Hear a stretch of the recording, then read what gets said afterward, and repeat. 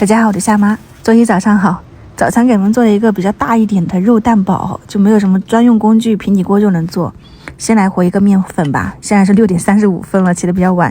3勺的这个面粉啊，同一个勺子，加上一点点这种盐、13香或者是椒盐粉都可以，主要是调一下味道。然后我还放了一点点泡打粉在里面，让那个面粉吃起来没那么吃实。再用同一个勺子，先挖3勺清水，在里面用个筷子往一个方向搅拌上劲，这样吃起来的那种口感也好很多。同样我们没有时间洗面的话呢，这样它不会有疙瘩，你看是不是？然后再加2勺的清水，给它稀释掉，就是这个面泥的状态稀释成那种酸奶的质地，比较黏糊一点的这个状态，我们的面糊就调好了。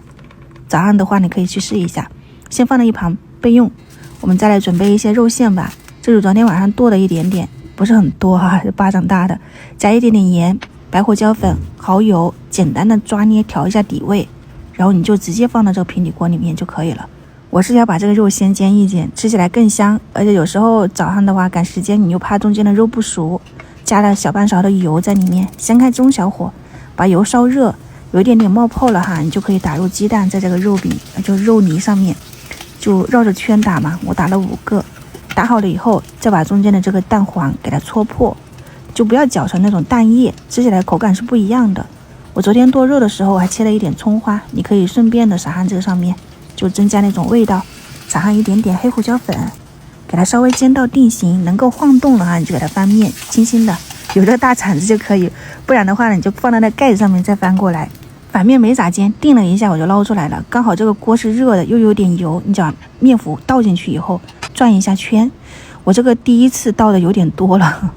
就搞到我后面那一面就没啥面糊了。把这个鸡蛋肉饼盖上去以后压实时，再撒上一点葱花，再倒上另外一半的面糊啊，你们要注意一下这里哈，其他的没啥，主要是今天也不算特别成功，但味道和外面也没啥区别。就油你可以从锅边倒进去，烙到两面焦香了以后，多翻几次面。今天的这个特别大的肉蛋堡